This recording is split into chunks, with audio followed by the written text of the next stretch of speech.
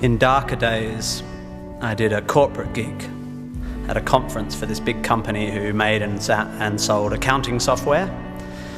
In a bid, I presume, to inspire their salespeople to greater heights, they'd forked out 12 grand for an inspirational speaker who was this extreme sports guy who had had a couple of his limbs frozen off when he got stuck on a ledge on some mountain.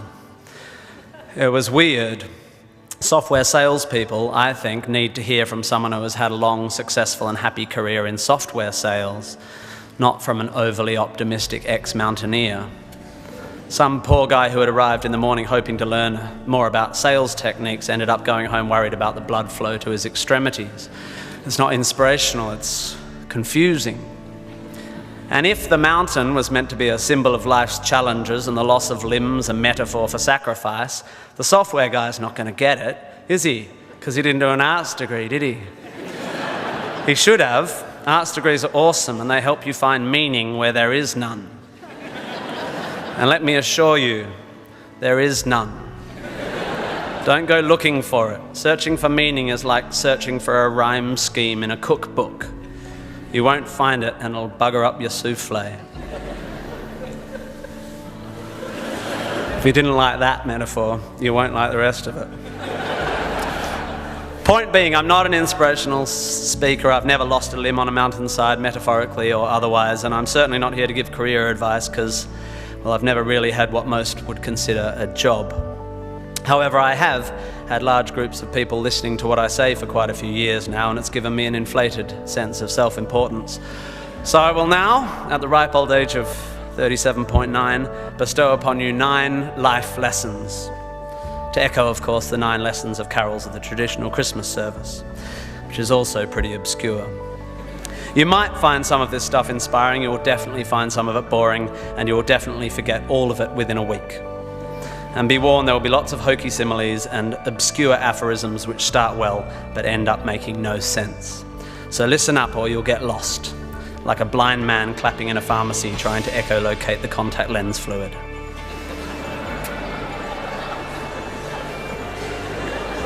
Looking for my old poetry teacher. Here we go. Ready? 1, you don't have to have a dream. Americans on talent shows always talk about their dreams. Fine, if you have something you've always wanted to do, dreamed of, like in your heart, go for it. After all, it's something to do with your time, chasing a dream. And if it's a big enough one, it'll take you most of your life to achieve, so by the time you get to it and are staring into the abyss of the meaninglessness of your achievement, you'll be almost dead, so it won't matter.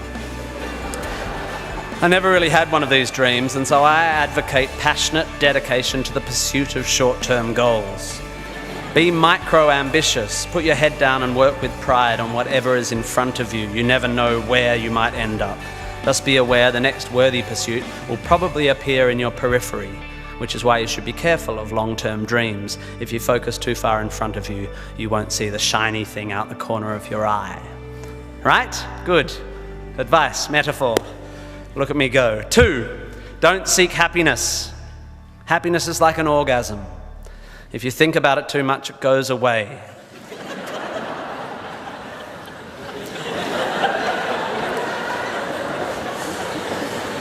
Keep busy and aim to make someone else happy, and you might find you get some as a side effect. We didn't evolve to be constantly content.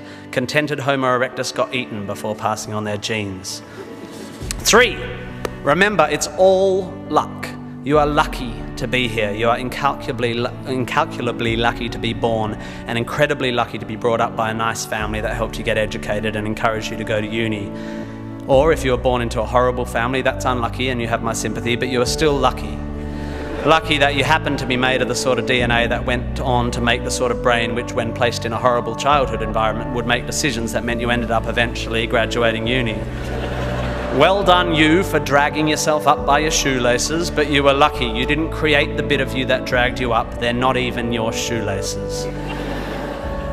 I suppose I worked hard to achieve whatever dubious achievements I've achieved, but I didn't make the bit of me that works hard. And any more than I made the bit of me that ate too many burgers instead of attending lectures when I was here at UWA. Understanding that you can't truly take credit for your successes, nor truly blame others for their failures, will humble you and make you more compassionate. Empathy is intuitive, but is also something you can work on intellectually. 4. Exercise. I'm sorry, you pasty, pale, smoking philosophy grads, arching your eyebrows into a Cartesian curve as you watch the human movement mob winding their way through the miniature traffic cones of their existence. You are wrong and they are right. Well, you're half right. You think, therefore you are, but also you jog, therefore you sleep, therefore you're not overwhelmed by existential angst. You can't be can't, and you don't want to be. Play a sport, do yoga, pump iron, run, whatever, but take care of your body. You're going to need it. Most of you mob are going to live to nearly 100, and even the poorest of you will achieve a level of wealth that most humans throughout history could not have dreamed of. And this long, luxurious life ahead of you is going to make you depressed. But don't despair. There is an inverse correlation between depression and exercise. Do it. Run, my beautiful intellectuals, run. 5. Be hard on your opinions. A famous bon mot asserts that opinions are like arseholes, and that everyone has one. There is great wisdom in this, but I would add that opinions differ significantly from arseholes, and that yours should be constantly and thoroughly examined.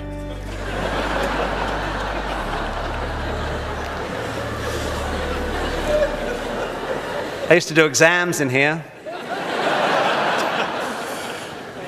It's revenge. We must think critically and not just about the ideas of others. Be hard on your beliefs. Take them out onto the veranda and hit them with a cricket bat. Be intellectually rigorous. Identify your biases, your prejudices, your privileges. Most of society's arguments are kept alive by a failure to acknowledge nuance. We tend to generate false dichotomies and then try to argue one point using two entirely different sets of assumptions, like two tennis players trying to win a match by hitting beautifully executed shots from either end of separate tennis courts. By the way, while I have science and arts graduates in front of me, please don't make the mistake of thinking the arts and sciences are at odds with one another. That is a recent, stupid, and damaging idea. You don't have to be unscientific to make beautiful art, to write beautiful things.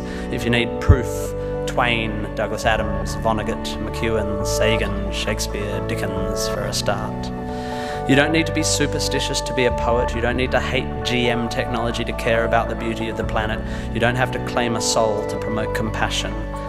Science is not a body of knowledge nor a belief system. It is just a term which describes humankind's incremental acquisition of understanding through observation. Science is awesome. The arts and sciences need to work together to improve how knowledge is communicated. The idea that many Australians, including our new PM and my distant cousin Nick Minchin, believe that the science of anthropogenic global warming is controversial is a powerful indicator of the extent of our failure to communicate. The fact that 30% of the people in this room just bristled is further evidence still. The fact that that bristling is more to do with politics than science is even more despairing. 6. Be a teacher. Please, please, please be a teacher. Teachers are the most admirable and important people in the world. You don't have to do it forever, but if you're in doubt about what to do, be an amazing teacher. Just for your 20s, be a teacher. Be a primary school teacher, especially if you're a bloke. We need male primary school teachers. Even if you're not a teacher, be a teacher. Share your ideas. Don't take for granted your education. Rejoice in what you learn and spray it. 7. Define yourself by what you love. I found myself doing this thing a bit recently where if someone asks me what sort of music I like, I say, well, I don't listen to the radio because pop song lyrics annoy me. Or if someone asks me what food I like, I say, I think truffle oil is overused and slightly obnoxious. And I see it all the time online, people whose idea of being part of a subculture is to hate Coldplay or football or feminists or the Liberal Party. We have a tendency to define ourselves in opposition to stuff. As a comedian, I make my living out of it. But try to also express your passion for things you love. Be demonstrative and generous in your praise of those you admire. Send thank you cards and give standing ovations. Be pro stuff, not just anti stuff. 8. Respect people with less power than you. I have in the past made important decisions about people I work with, agents and producers, big decisions based largely on how they treat the wait staff in the restaurants we're having the meeting in. I don't care if you're the most powerful cat in the room. I will judge you on how you treat the least powerful. So there. 9, finally, don't rush. You don't need to already know what you're going to do with the rest of your life. I'm not saying sit around smoking cones all day, but also don't panic. Most people I know who were sure of their career path at 20 are having midlife crises now. I said at the beginning of this ramble, which is already 3.5 minutes long, that life is meaningless. It was not a flippant assertion. I think it's absurd, the idea of seeking meaning in the set of circumstances that happens to exist after 13.8 billion years worth of unguided events. Leave it to humans to think the universe has a purpose for them. However, I am no nihilist. I'm not even a cynic. I am actually rather romantic. And here's my idea of romance. You will soon be dead. Life will sometimes seem long and tough, and God, it's tiring. And you will sometimes be happy and sometimes sad, and then you'll be old, and then you'll be dead. There is only one sensible thing to do with this empty existence, and that is fill it. Not fill it, fill it. And in my opinion, until I change it, life is best filled by learning as much as you can about as much as you can, taking pride in whatever you're doing, having compassion, sharing ideas, running, being enthusiastic. And then there's love and travel and wine and sex and art and kids and giving and mountain climbing, but you know all that stuff already. It's an incredibly exciting thing, this one meaningless life of yours. Good luck, and thank you for indulging me. Please like, comment, and subscribe for more videos alike.